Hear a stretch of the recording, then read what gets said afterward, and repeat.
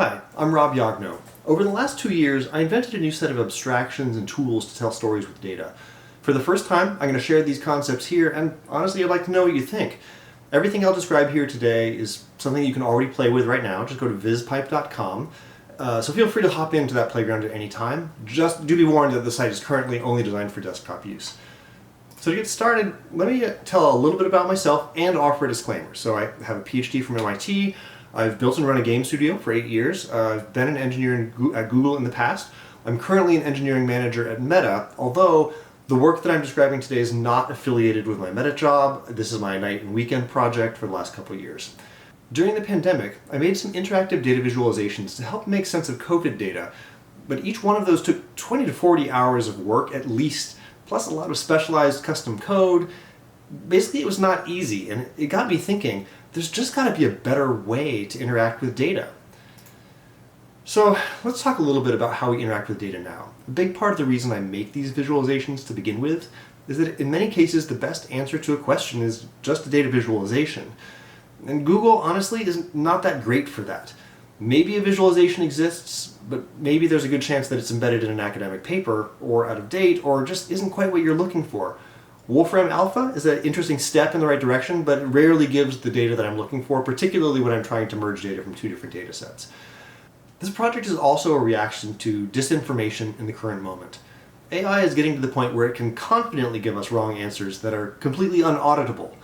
What if searching for an answer gave us a visualization using the freshest data that's interactive, editable, and auditable?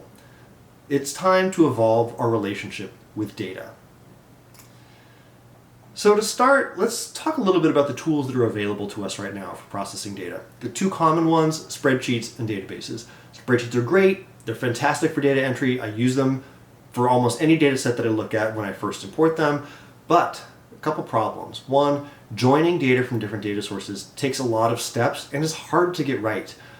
Also, when we just want to analyze data from a reputable source that we're pulling from somewhere, we're not going to be editing it, the interface is focused on the wrong thing. It's this giant matrix of rows and columns filled with numbers that we don't intend to edit and that aren't digestible in their raw form.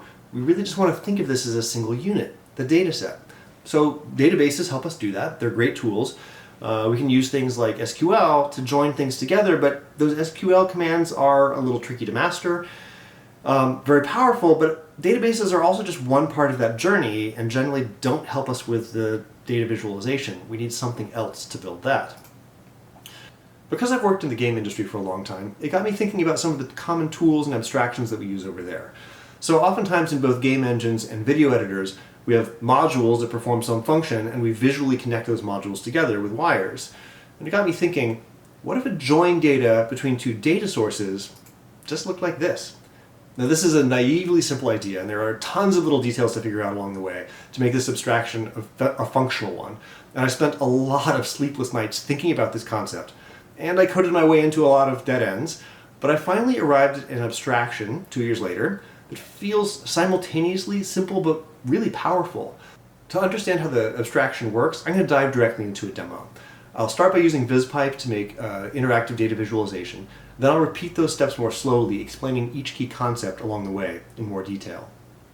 Alright, so we're starting here with a totally blank canvas, and I'm going to try to answer some questions around what the relationship is between U.S. gun ownership by state and firearm deaths by state, to see if there's a correlation there. So I'm going to click over here to add a new data set. I only have a few data sets right now. This is really just for testing, so I'm going to add my firearm death data, which is done by year and state. I'm going to also add, let's see, a data set here about gun ownership.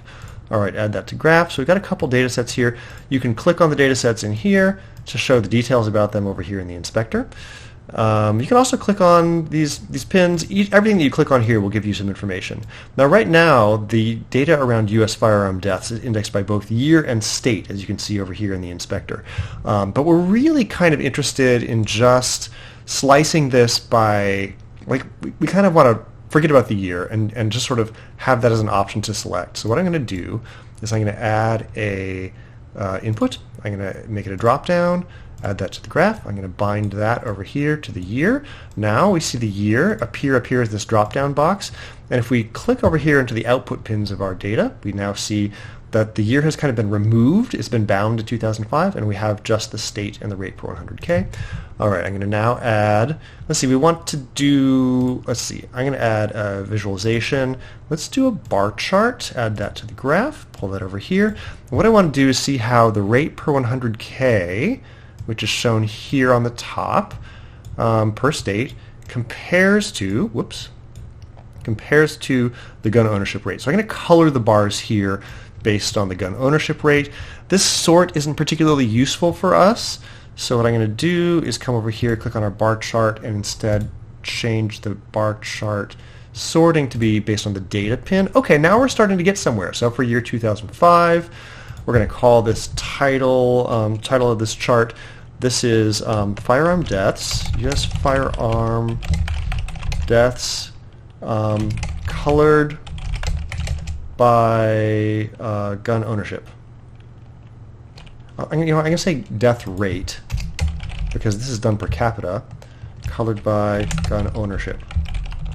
All right, and we basically have our graph, and because I have this module over here that binds to the year, I can go down here and I can select a different year. It'll resort the graph, and we do see this trend where the low gun ownership rate is correlated with low gun deaths. Not really a surprise. But maybe this isn't the right visualization to use. Let's go in and instead pick a visualization of a scatter plot. I'm going to add that to the graph. If I want to use my two data sources here, I'm going to unplug from our bar graph and instead plug this into our scatter plot. And voila, there we have. We can mouse over and see what each of these data points refers to, but we see, kind of like we expected, this relationship that occurs between these two data sets. Now, maybe right now I'm sorting the firearm deaths. I'm picking just 1 year, but maybe I want to view it all at one time. If I just unbind this wire right over here, all of a sudden this goes back to outputting both basically the entire data set per year and per state for each of these values. And so we start to see all this data at once. You might notice there are these little horizontal clusterings. You might be asking, like, where does that come from? Well, gun ownership rate doesn't have a year. This is just the most recent data that we had access to. Probably doesn't change very frequently. And so when we see multiple points, they're all connected to the same state, and that's the data for different years on the firearm deaths. All right, so let's take a pause there. I've gone through a lot here. And I want to kind of slow down and back up and talk a little bit more about the abstractions that we use to get here. So, first of all, by default, these multidimensional data sets that have multiple indexes are a little hard to really use. So let me actually give you an example here. I'm going to pull up a different visualization type. This one is called a color grid. The nice thing about a color grid, I'm going to unplug these guys, move these around.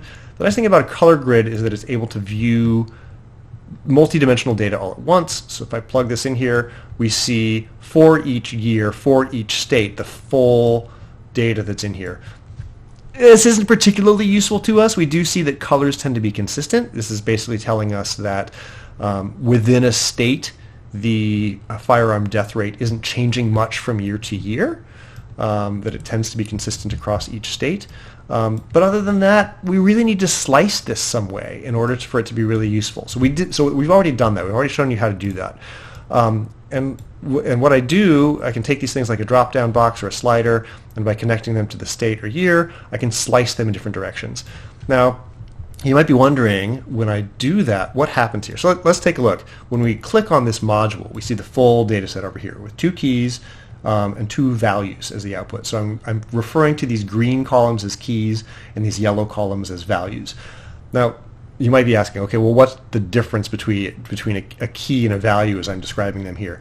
A key is something that you might want to sort by or merge data based on, particularly when you're thinking about joining different data sets. We'll use keys for that, whereas the values are these things that don't have quite as much structure that we expect.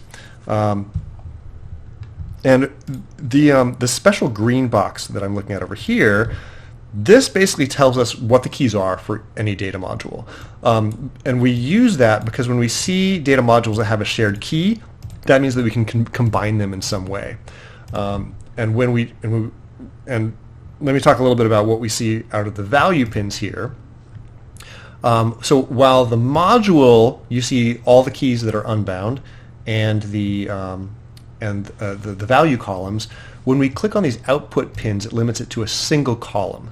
And that's useful for doing computations or for piping into a data set. Take a look at this right now. When I bind this year to a fixed value using this drop-down box and click on that output again, now we just see two columns, one key column, one value column. But we do keep this bound column around, and we carry that through our data sets. And there's a reason for that. So I'm actually going to pull up another set of data to talk about why we allow these bound keys to follow us through the system. So let me clear this. I'm going to do File, New Project, get rid of our introductory comment here. I'm going to instead look at some COVID data. So I'm going to pull up the US COVID cases. And one of the interesting things to note about this data, which comes from the CDC, is that we have total cases and new cases, total deaths and new deaths. By the way, just like we did before, if I want to, I can take another visualization, take our color grid, and just pipe this into here. Total cases, boom, they increase to the right. States with higher populations are brighter colors here. This is revealing something to us, which is telling us that these total cases aren't per capita, they are total cases. And so we do need to do some division to get this into a meaningful structure for us. All right, so how might we do that? Let me go down and add a new data set. This time we're going to do, let's see, U.S. state populations. Add that to our graph. Now we need to do some computation here. So I'm going to add a new data set for compute. Add that. The function that we're going to do, conveniently, is the default is A over B. The function can be changed over here on the right in the inspector. And I'm going to take total cases divided by population. Now, the way that this thing is merging, as I mentioned before, you can join any two modules that have a key in common. The rules are a little bit more complicated than that, but basically if you see a key, the state up here and the state down here, it means that we can join these things together. So we have this here, we can put that back into our color grid, and now we see the states cases go up over time. If we look at new cases rather than total cases, this gets a little bit more interesting. You start to see various waves of the pandemic across the data here. But still, again, this color grid, and I'm not even showing all the labels here because it's a little compressed. The color grid isn't particularly useful for this data. What we really want to do is either slice this by state or date. So let me put some more modules in here. I'm going to put a input module in here. I'm going to use a slider to slice the date. So my slider module landed here. If I put this into the date, the color grid isn't going to work anymore, but we did see this slider appear in the top here. And now, so when I think about new cases by date, I kind of want a line graph to show that. So I'm going to go in, get a visualization, get a line graph, add that to my chart, and voila. Oh, you know what? This is not what I wanted. What I'm really showing is by state. Yeah, this is all messed up. This is the wrong data set. What I really want for here is a bar chart. So let me try that again. Visualization, bar chart. I'm going to leave my line graph around. I'll delete this color grid here. I'll leave this line graph around because I'll want that later. Let's try instead. All right, so we've got our new cases. What we're really interested in here is total cases per capita by state. Now we're starting to get somewhere interesting. And in fact, I'm going to change the sort on this bar chart to be by our data pin. Okay, so this is kind of interesting. So New York, well, it started really early in the pandemic and got hit quite hard. Per capita, actually did really well. Meanwhile, Alaska here did pretty poorly. And if we want to see how this changes by date, we can just use the slider. So this is one way we can slice the data. Now, the other way to slice this data is, let's see, it's not really appropriate to use a slider for our state. So instead, I'm going to go in here, get let's see, an input. I can use a drop down for our state. So I'm going to pull this over here, remove this slider that's bound to our date, instead tie this drop down to our state. Okay, well, this is interesting. So it's trying to do a bar chart for every date in our data set, which is just way too much. Now is when we really want to use a line graph rather than a bar chart.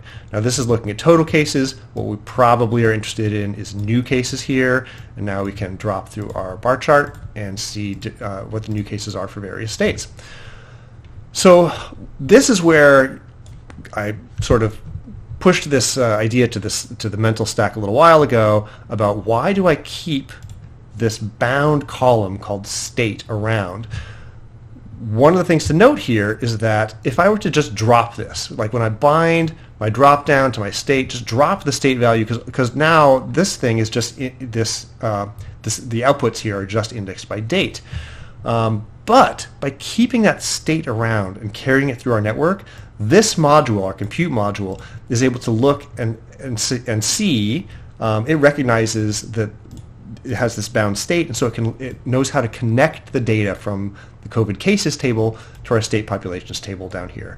So it takes a little while to wrap your head around how these keys work, but basically compute modules, data visualization modules, as long as you're piping things in that have a shared key, you can get meaningful data out of those. Now when you first come into Vizpipe, one of the ways to kind of get oriented is to go through some of the various examples here that are pre-created, that show some interesting use cases, including the ones that I just talked through. In addition to these examples, I've included comment modules, which are just text that helps explain some of these things so that you can follow along and understand what the changes are here.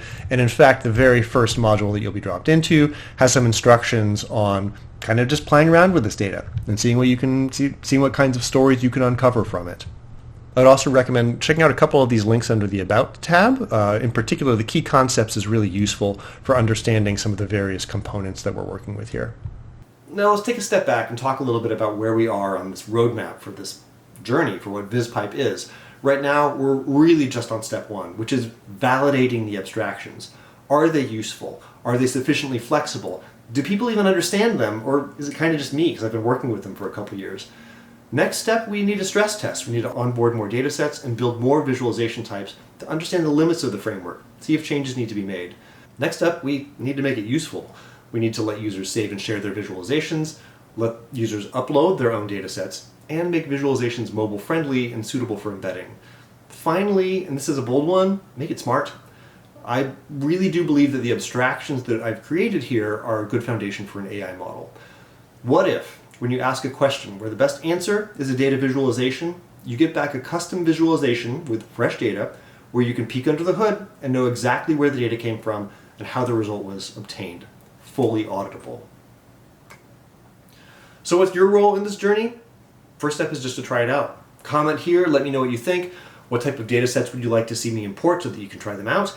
What type of data visualizations do you think that this abstraction is suited for or not well suited for? Where does it fail? What do I need to change? And if you're in academia, I am interested in finding a partner to help vet some of these ideas with an academic community. All right, that was a lot to cover. If you're interested in staying abreast with me on this journey, please do like and subscribe. And if you're interested in being an academic partner on this journey, I've included my email in the description below the video, so please follow up with me there. Thanks.